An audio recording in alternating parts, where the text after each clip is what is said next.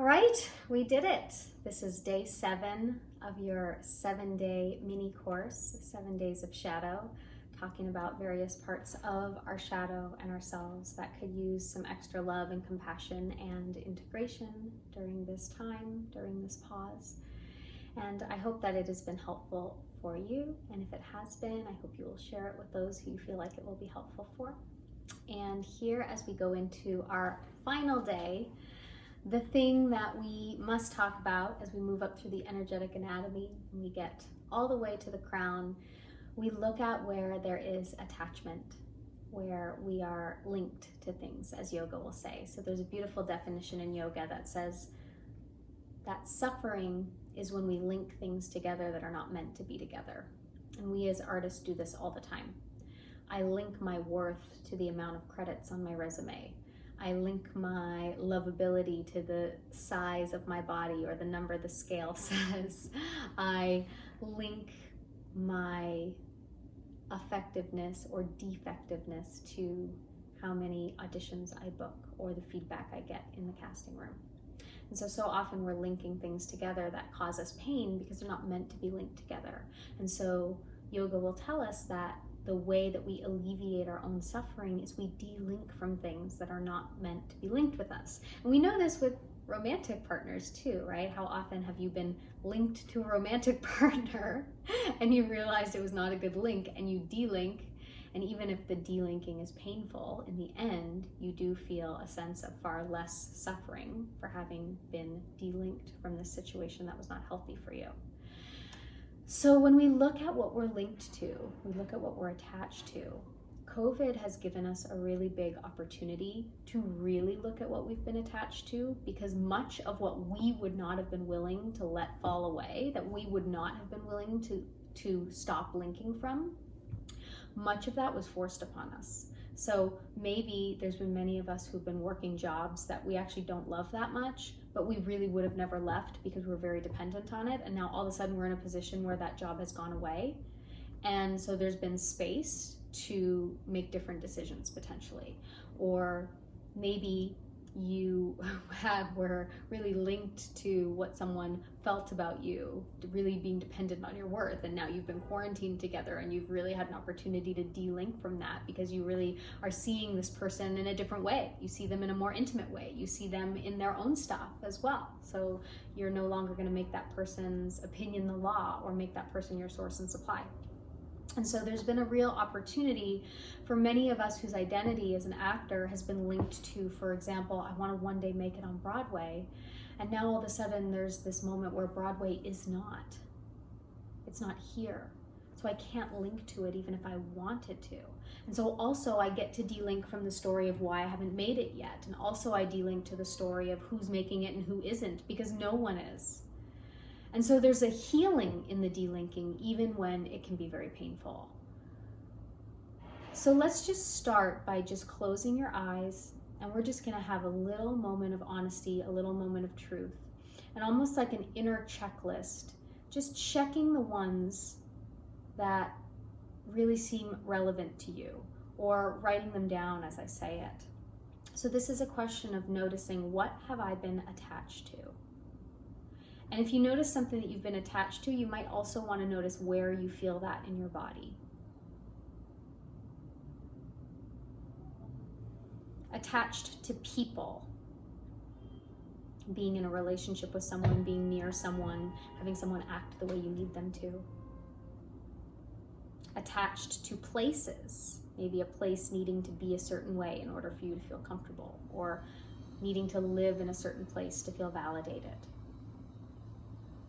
An attachment to possessions, an attachment to money. Maybe I'm attached to having it. Maybe I'm attached to my story of not having it. Am I attached to power or to people thinking I have power? Am I attached to pleasure? Am I attached to being right? Am I attached to staying young? Am I attached to suffering? This goes back to our first week and being a victim. Am I attached to success and what that needs to look like in order to feel like a success? Am I attached to freedom, the having it or the not having of it? Am I attached to the past, where I want to recreate something that I loved, or I want to avoid something I didn't love from ever happening again? Am I attached to the future needing to be a certain way, or to my need to control the future or make it not be a certain way? This is a good one. Am I attached to looking good, as in looking superior, looking faultless, looking perfect? And we can think of it as well as looking good physically. Am I attached to looking good physically? Am I attached to the size my body needs to be, the size my muscles need to be to feel good? Am I attached to agelessness? Am I attached to what people think about me, or people liking me?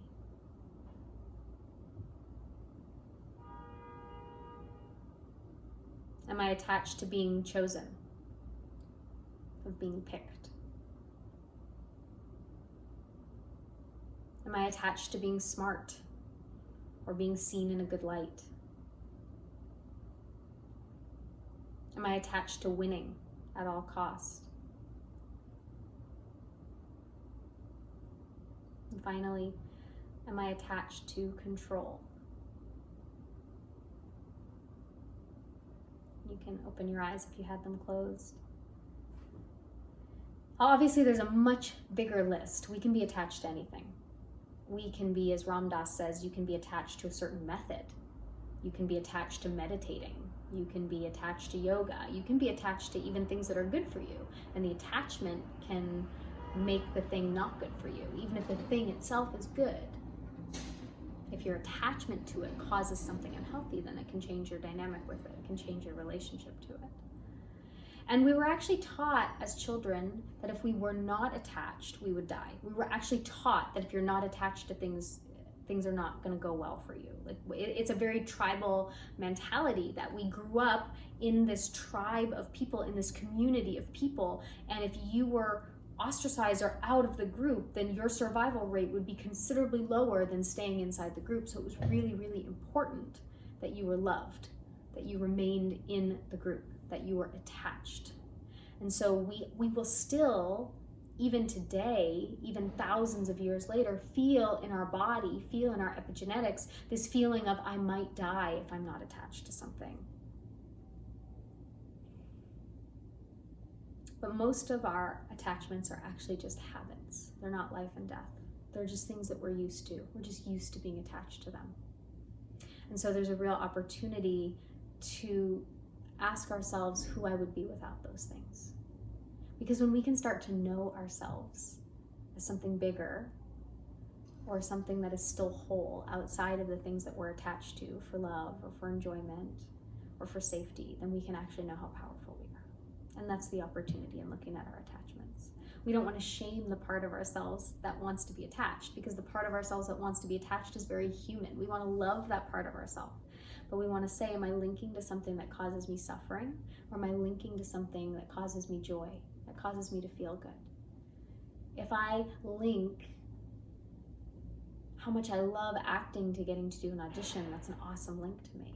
It's going to make the audition process feel a lot better and easier than if I link it was only a good audition if I book it, if it turns into a booking. That's a setup for failure. And we can actually keep ourselves from knowing our value and knowing our power and knowing our internal resources when we just attach to the things on the outside that we think are going to make us happy. So if you're ready to join me on a little adventure, let's do a little meditation connection. So again, and I invite you to close your eyes and get comfortable. And just shake out your body a little bit. Shake out your hands. Let yourself not be attached to what you look like, what you feel like. Make faces, scrunch your face, expand your face. Give yourself a 7th inning stretch here. 7th day, 7th inning stretch. And then when you're ready, let all the energy settle. And this is an opportunity to transcend the part of you, the human part of you that's attached to so many things, and let yourself lift higher. So imagine yourself seated in the space of your body. And imagine that from this space you can start to feel yourself. Your body stays where it is, but you, your consciousness, your energy, you can imagine it like a white light starts to lift up from your body. You start to feel it subtle at first, lifting up out of your skin, and then you feel it more and more. You feel yourself rising up. You feel this energy come out of the crown of your head, and it lifts up higher than your head. So now you can start to feel that your energetic body is floating above your physical body, and then you can continue lifting it up and up higher, and you can even lift it above the roof of wherever you are in. You can lift it above the treetops wherever you are. You can lift it all the way up to the level of cloud and sky. You can lift it up all the way past the solar system, high into the universe. Let your imagination be your guide. Let yourself lift up. And let yourself drift until you feel yourself in the most quiet place, as if you're in the very center or the eye of the entire universe. And let yourself float there. And feel your energy arriving here. And from this place, I'd like you to imagine a beautiful swirling white light in front of you, and it's swirling like it's made of stardust, and it's swirling in front of you and swirling around you and swirling so it's surrounding you, wrapping you in a ball of light. And then somehow you see that through this pure expression of light, your highest and best self manifests in front of you, and you see yourself as your highest and best self, and look into your own eyes, the eyes of your highest and best, and see yourself. See the space you take up. See the energy that you are, the feelings that you exude. You're mesmerized by this version of you that is the best version of you.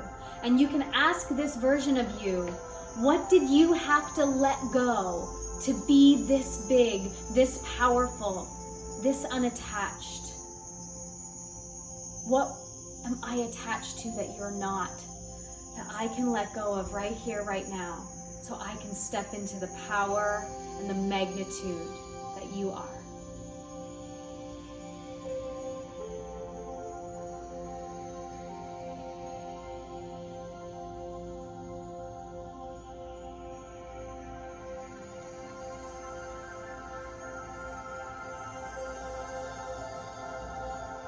And when they tell you some of the things you may want to consider detaching from, it might bring up some fear.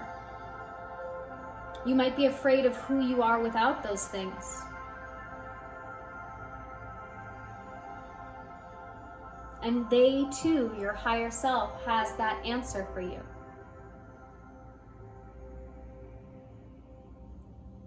This is who you are without those things.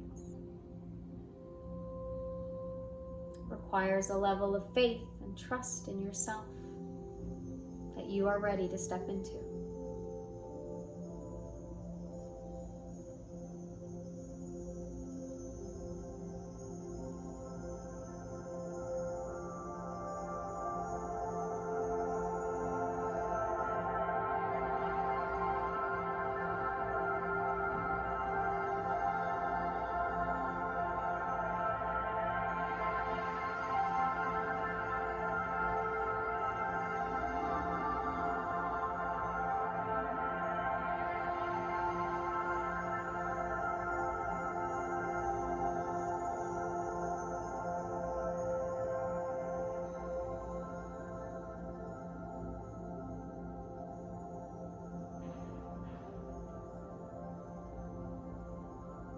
asking again, what do I need to let go of to step into the energy of my highest and best self?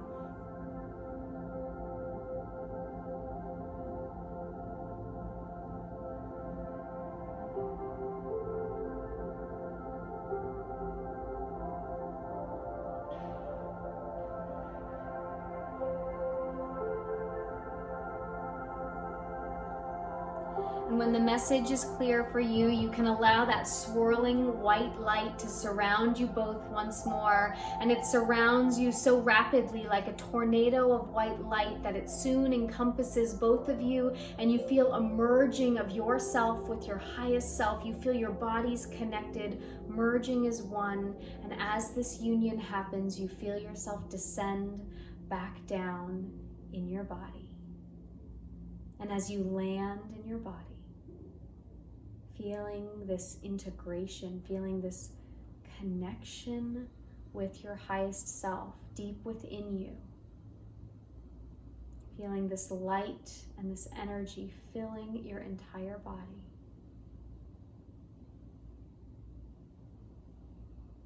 Knowing that you can trust in yourself, in your strength, in your knowing. You are enough. You are so valuable. You are so loved.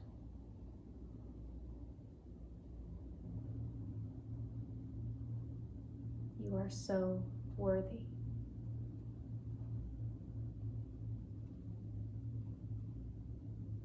And so breathe in to let your entire body expand into these affirmations.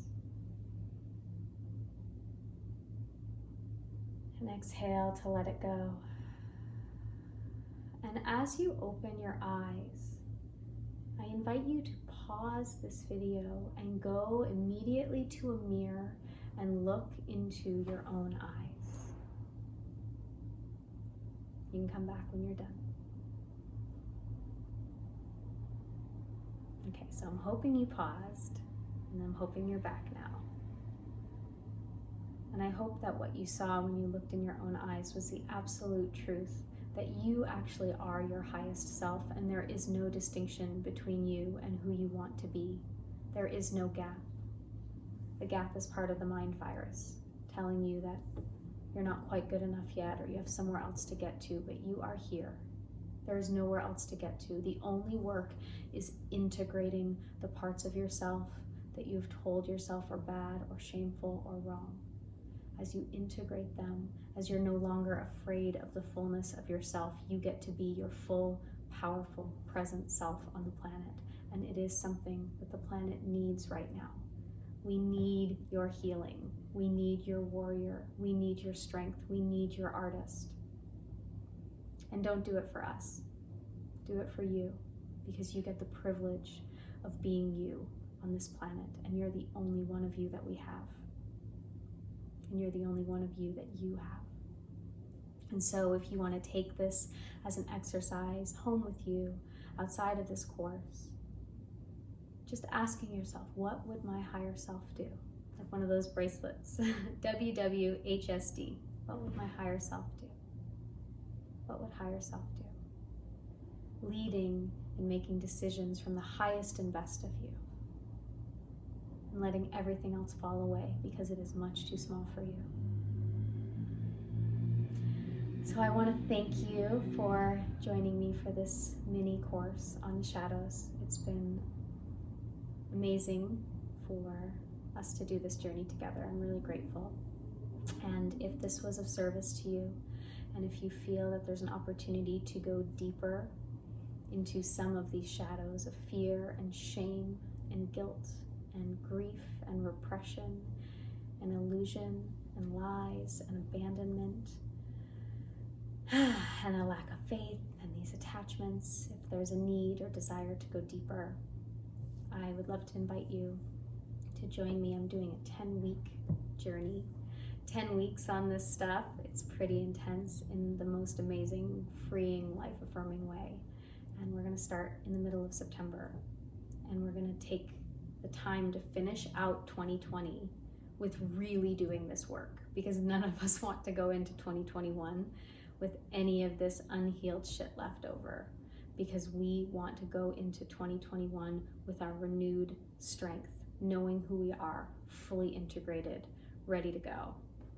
So if that is something that you feel called to, please send me an email and we will talk. And I thank you again for being here.